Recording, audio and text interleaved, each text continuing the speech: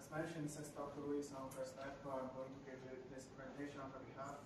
And I'm Wendy, and actually I'm currently working for Professor Ward on chemical engineering as a postdoc. Updates of myself. But this work is from Dr. Wu's group. So, as you can see, the title of this project is Understanding and the Development of a Novel Glass Seal System for the Solid Oxide Fuel Cells. And the primary goal of this research is to find a promising composition for relative unique composition for the glasses that can serve at 700 degrees C for a relatively long period. So the highlights of this project is that we developed a relatively new thin glass system that's based on the surrounding lanthanum, aluminum, boron, and silicon oxide. And we actually synthesize several different compositions for the silicon glasses. And then after that, we test the microstructure, the crystal structure, the thermal behaviors, and the stability of all of these glasses. And on this basis, the most promising glass composition is determined. And on this page, I'm also showing the future directions of Dr. Wu's group that they are going to put this glass system into the real fuel cells for some real test and characterization. In the past decades, the development on the solid oxide fuel cells has drawn considerable attentions. And in this page, in this illustration, I'm showing the typical stack structures of the solid oxide fuel cells. And because in order to prevent the mixing or leaking of the fuels or the airs, the sealant materials is required for this structure. And of course, there are extensive studies on the sealing materials, specifically on the sealing glasses. There still are many issues left.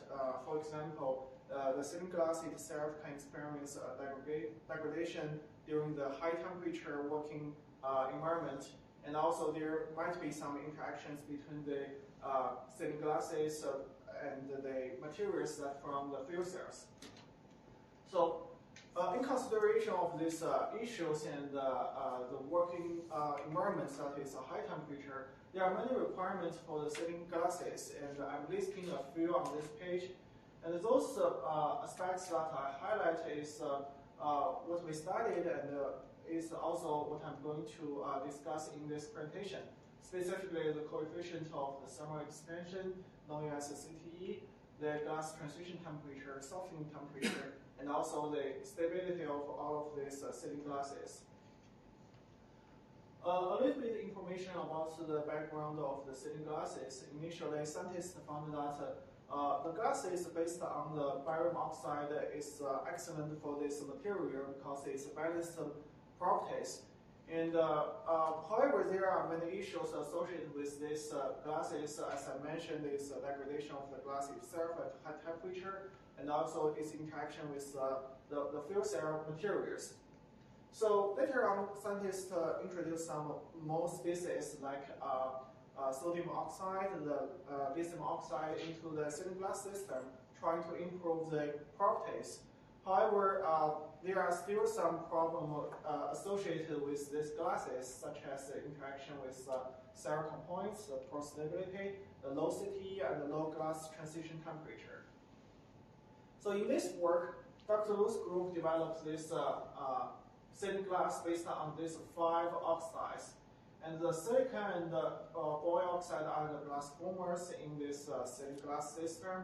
And the boron oxide can increase the glass flowability. The strontium oxide is a glass network modifier which can increase the CTE. And the lanthanum oxide increases viscosity and the glass transition temperature. Finally, this aluminum oxide inhibits the devitrification of the sealing glass. So with the development of the solid oxide fuel cell, there is a requirement to lower the operating temperature because it can save the cost and energy and put it easier into applications.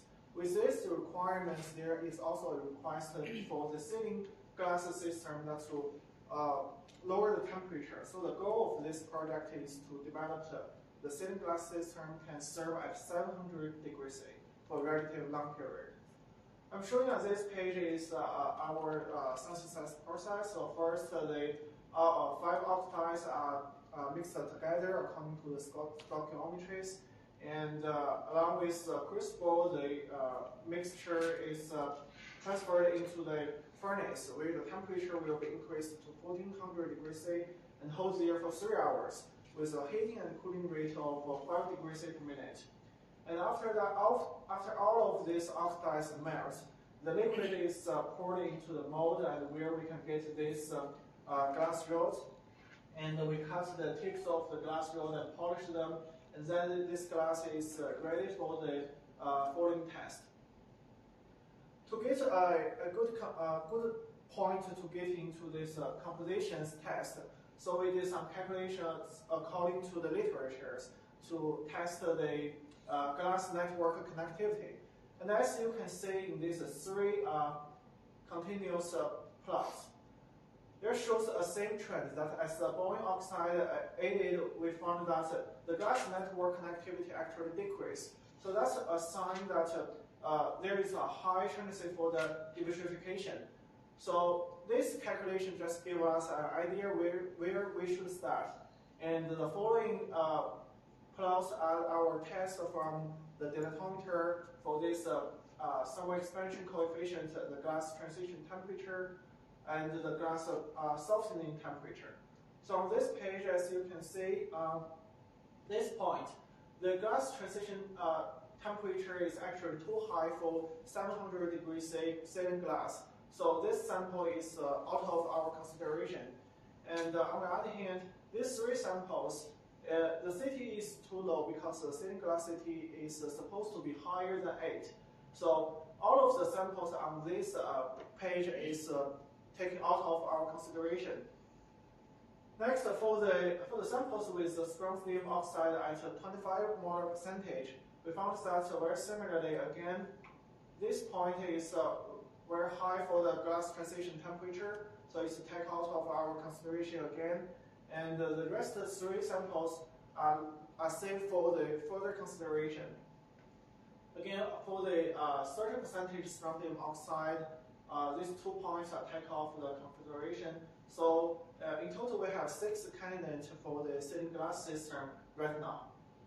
And based on this, we tested the phase analysis, and on this XRD patterns, we found that for the 25% strontium oxide samples, it shows a very continuous amorphous phase, and this is good for the sealing glass system. And in comparison, the 30% strontium oxide have clear peaks here, showing here. That means devitrification occurs at the very beginning of this synthesis.